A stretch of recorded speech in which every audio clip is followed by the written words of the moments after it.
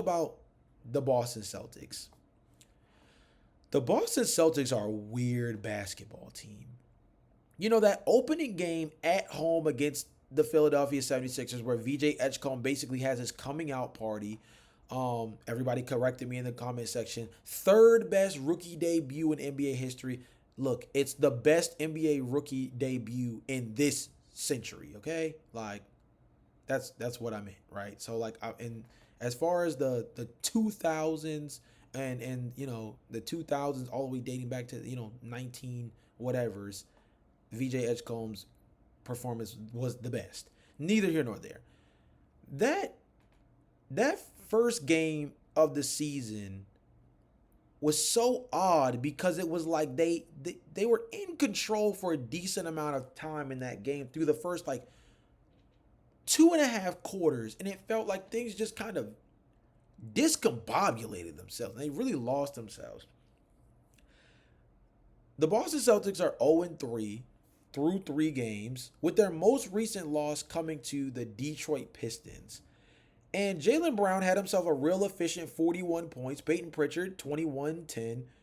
But here's the thing, and we'll get into this a little bit deeper in a second, but the 21-10 wasn't that Peyton Pritchard had 10 assists. He had 10 rebounds.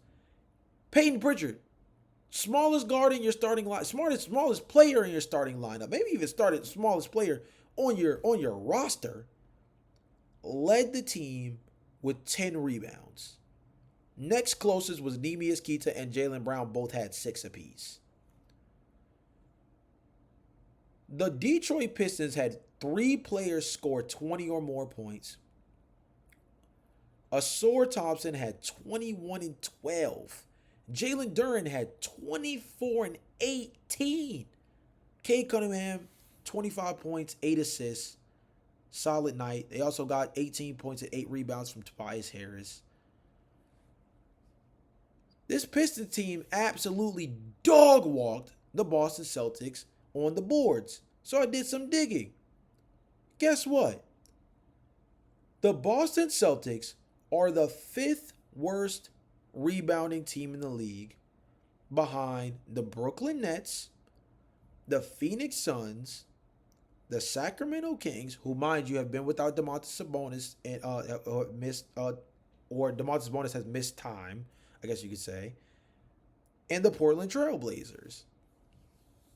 Bottom 5 in rebounding, and single-handedly the 2nd worst team in the East in rebounding. And that's going to kill them. I think a lot of people knew coming into this season that them starting Neemias Queta, and no disrespect to Neemias Queta, but I mean, he was drafted out of Utah State, or he went undrafted out of Utah State, if I'm not mistaken. But like, this is somebody who kind of like is lucky to be like a 2nd or 3rd center on a real rotation. I mean, literally last year, that's basically what he was. And now here he is being elevated to the starting center position for the Boston Celtics. We knew that it was going to be a hard time without JT. We knew it was going to be a hard time when you go through this transitional period where you move off of Drew Holiday, you move off of Kristaps Porzingis, you lose Al Horford in the offseason to the Golden State Warriors as well.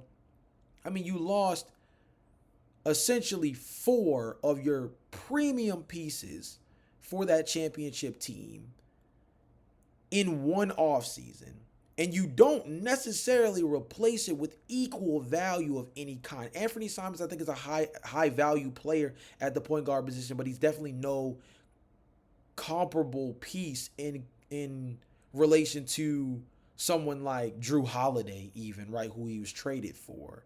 Neemias Queta is nowhere in the stratosphere of what Kristaps Porzingis was for the Boston Celtics, even with the fact that it felt like Kristaps Porzingis barely even played for the Boston Celtics in his tenure with them. Al Horford, obviously, there's no true replacement for him as well, because it's not just his rim protection or his three-point shooting. It's also what he was able to bring as just a locker room presence for that team. And of course, JT, like there's no direct bump in the lineup that allows you to make up for the kind of production you get from Jason Tatum, who's an All-NBA first-team player when healthy and an MVP candidate when healthy, right? So we knew that this was going to be a rough year for the Boston Celtics.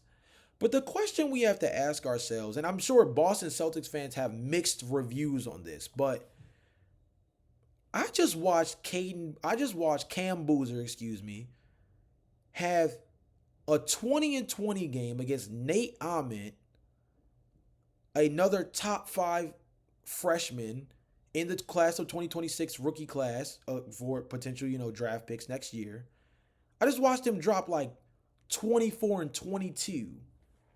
Granted, in an exhibition game nonetheless, but 24 and 22 in a matchup between two of the top 5 draft picks in this upcoming rookie class, in this upcoming draft class. If I'm Boston, and this is a really, really good class at the top, by the way, because you got Cam, you got AJ DeBonsa, you got Nate Ahmed, you've got Darren Peterson, right? Who can be a really good fill-in when you talk about point guard, right? Obviously, they have Peyton Pritchard. I know Celtics fans are big on Peyton Pritchard, but still need some legitimate point guard depth there. And Darren can also play as a 2 guard. He's big enough to play the 3 for you. That's neither here nor there. This is not an NBA draft video. Although we will be doing NBA draft content on the YouTube page, so definitely check out that stuff. I'll be doing reaction videos to different performances here and there. Might even do a video on that Cam Boozer performance. But you have to ask yourself, with this kind of draft class, with the valid excuse of not having Jason Tatum on the roster, of seeing an entire roster overhaul in the span of a couple of months after last postseason, you have the green light to basically hit like the mini reset, like take a little detour for a second from being the championship caliber team you've been in years past, and take this little 1-year hiccup and say, you know what, we can afford, because the Boston Celtics have their draft pick this year. We can afford to be bad for 1 year, land in the top 5 in a very stacked draft class that is still very talented, even when you get past the first 2 to 3 guys. Even if you end up being 4th or 5th or even 6th, there's a very solid group of guys at the top of this draft class from a talent perspective. You add that to getting Jason Tatum back. You get Jaylen Brown back another year. You still have Derek White under contract. You still have Peyton Pritchard under contract. And you open up $110 million in potential long-term cap space by letting go of Kristaps Porzingis and moving Kristaps Porzingis and moving Drew Holiday and letting Al Horford walk. So you now have the financial flexibility to maybe go get some real depth to fill out the roster next offseason. You get Jason Tatum back. You get the main core guys from that championship team that are still left in Jaylen Brown, Derek White, and Peyton Pritchard still on the roster and under contract moving forward. And you build from there with a top 5, top 7 pick in the NBA draft. And now you're kind of building back towards where you just were at, which was one of the best teams in the Eastern Conference all over again. So should the Boston Celtics really consider going into a tank? Now, I know 3 games straight of losing is not enough to tell you, oh man, this team is terrible. They need to just go ahead and throw the whole thing in the trash. But I do think it's a representation of what is worth considering. This is a team that's issue at the center position is going to hurt them a lot during this season. If they got killed on the glass by the Detroit Pistons, they're going to be a team that's going to struggle a lot during this season when you look at some of the best bigs in the NBA residing in the Eastern Conference, or a good handful of the best rebounding bigs being in the Eastern Conference. The Boston Celtics struggling on the boards is going to hurt them all year. And if it's in their best interest, it might not be the right thing to try to upgrade the center position right now, given that they have such a financially beneficial runway moving forward by not signing anybody long-term or bringing in any negative contracts. So you look at the structure, and maybe I'll look this up while I'm talking, but maybe it's even one of those things where when you look at what this team should want for themselves moving forward, is this a team that really, realistically, is this a team realistically that has championship aspirations this year with the roster they have. Because this team on paper doesn't look talented enough to make a run in the postseason.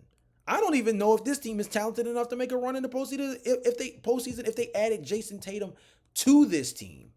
Truthfully, because of how bad they are in the front court, specifically that center position. But look at this though. Look at this though. Going into next summer, you still have Jason Tatum, Jaylen Brown, Derek White, and Peyton Pritchard under contract. Other than that, you've got $10 million in Sam Hauser. You have $2 million for Hugo Gonzalez and $2 million or $2.9 million for Hugo Gonzalez, $2.8 million for Luka Garza. And then you have team options on Baylor Shireman, Josh Minot, Neemias Queta, and Jordan Walsh. So essentially, going into next season, you have 6 guys who are officially, stamp it, going into the year under contract for the Boston Celtics. Tank this year, get a top 5 to top 10 pick in the NBA draft, add that to this roster as a cost-effective, high-leverage talent, and then fill your roster out with the available cap space you would have open to yourselves. And all of a sudden, you're in this crazy position to jump right back in the mix for where you just were 2 years ago as a championship caliber team. I think the Boston Celtics have to at least consider it. I think you have to consider it. Do you have to be as blatant as the Utah Jazz were last year? No. No, you don't. But should you be positioning yourself in ways that the Boston Celtics have specialized in years past, of being able to land top flight draft picks when they were in the lottery? I mean, Jason Tatum and Jaylen Brown are perfect examples of that, right? Both taking number 3 overall. And look how they both turned out. Maybe you do it again. Maybe you do it again and you get a Cameron Boozer who you could start at power forward or small ball center as a big time rebounder. Maybe you do it again and you bring in somebody like Darren Peterson at the point guard position who could be a good fill-in as another big wing guard next to Peyton Pritchard, next to Jaylen Brown in that starting lineup with Jaylen Brown and Jason Tatum. And now you have these rangy wings, all that can be super athletic on the defensive end. And then you get, a defensive-oriented point guard. Or move Derek White to the point guard position. Now you have Darren Peterson at the 1, Derek White at the 2, Jaylen Brown at the 3, Jason Tatum at the 4, and then you fill in the center position. You bring Peyton Pritchard off the bench again. And now you got this rangy wing lineup where everybody in the starting 5, at least that main 1 through 4, can all defend at a high level on the perimeter, can defend 1 through 3, 1 through 4. And Darren Peterson's not necessarily a knockdown three-point shooter, nor is Jaylen Brown, but you would have 4 guys who could all shoot the 3 ball at a pretty decent clip as well. I'm just throwing it out there. I'm not saying it's a great idea. I'm not saying it's a perfect idea. I don't even know if Celtics fans know what the idea of tanking should feel or look like, given what the last handful of years have been with Jason Tatum and Jaylen Brown on the roster. You guys haven't necessarily needed to walk at this crossroads before. So I don't know what you guys would want to do. Let me know in the comment section down below. I think it's actually not a terrible idea. And I think that a lot of Celtics fans, when you look at the NBA draft big board right now, and you look at some of the talent that's sitting at the top, yeah, once you get past the top 4 or 5, there's always going to be a drop-off. But landing a top 10 pick in this draft class, especially if the Celtics can get lucky enough to be like the Atlanta Hawks this 2 years ago when they landed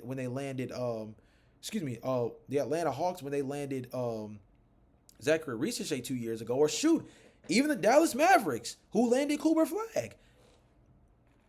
If the Boston Celtics are able to pull off something similar to that and get a Cameron Boozer and add that to the front court lineup, I mean, pair that with them being able to have that kind of free available payroll that they can bolster up their depth next offseason, and this team is right back where they're supposed to be at. That's just my thoughts on it. But you guys let me know in the comment section down below. Last but not least, ending on another